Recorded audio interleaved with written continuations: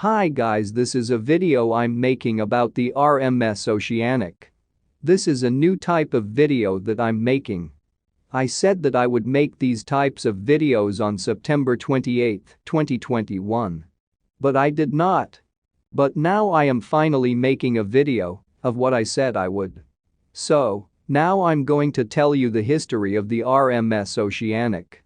So after the Cunard Line launched its newest ship, the R.M.S. Campania, and her sister ship, the R.M.S. Lucania, which were the fastest and largest ships in the world. White Star Line saw that these vessels vibrated a lot and also saw the popularity of these vessels.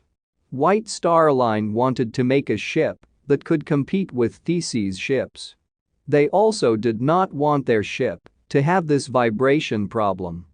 So to help with this vibration problem, their new ship would have a service speed of 21 knots, which is slower than the R.M.S. Campania and Lucania.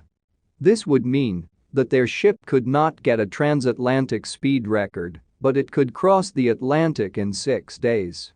They did not want the ship to go faster, because if it did, it would be less economical, because the ship would use more fuel, and the engines that the ship would need to go faster would use up more room in the ship, which meant there would be less room for passengers.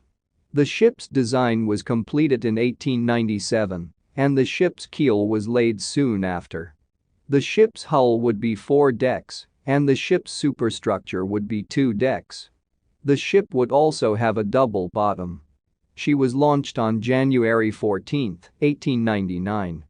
When she was launched, ship was painted light gray, so the photos would be better in the newspaper. After this, she was towed to the Alexandra graving dock, which is where she would be fitted out for her transatlantic voyages.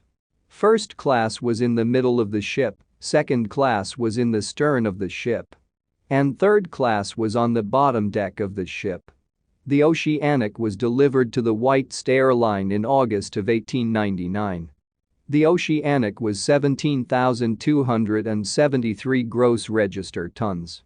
On the Oceanic's maiden, she had 383 first-class passengers, 244 second-class passengers, and 829 third-class passengers. So on this voyage she had 1,456 passengers. The maiden voyage was very smooth until the Oceanic arrived in New York, because the pilot could not board the ship, because the ladder that they were using was not long enough for the pilot to get on the ship. So they had to open a gangway door on a low deck so the pilot could enter. After the maiden voyage, the passengers of the Oceanic were very happy with their voyage. Passengers said that the ship was comfortable and reliable. She was the most popular ship at the time. She was even more popular than the R.M.S. Campania and Lucania. Even with this massive ship, traveling the Atlantic was still dangerous, and in August of 1901 this fact was true. Because the Oceanic hit and sank a small ship on February 5, 1914, a big wave hit the ship and flooded some first-class rooms.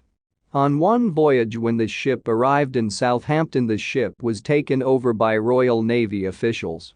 And now the R.M.S. Oceanic became the H.M.S. Oceanic. The Oceanic was now an armed merchant cruiser. When the Oceanic was sailing its first voyage as the H.M.S. Oceanic, it was ordered to go and patrol the Shetland Island. On September 7, 1914, Oceanic was sailing a north-south patrol line between the Shetland Islands and Orkney Islands. But then, for some reason that people don't know to this day, Oceanic turned east instead of the south. But then the ship turned to north because the captain thought it had reached the end of its patrol line, still not realizing that the ship turned east, which was the wrong way to go. Now the ship was sailing for the water between Fula and the mainland. Then the Oceanic turned to the west. Soon after, the ship saw lands. The ship hit rocks. The crew knew the ship was sinking, even if they did not get the ship off the rocks. So the crew had to salvage stuff from the ship because the ship was a loss. This made people know that passenger liners We're not good at being armed merchant curizers. So ocean liners soon became troop transport ships and hospital ships.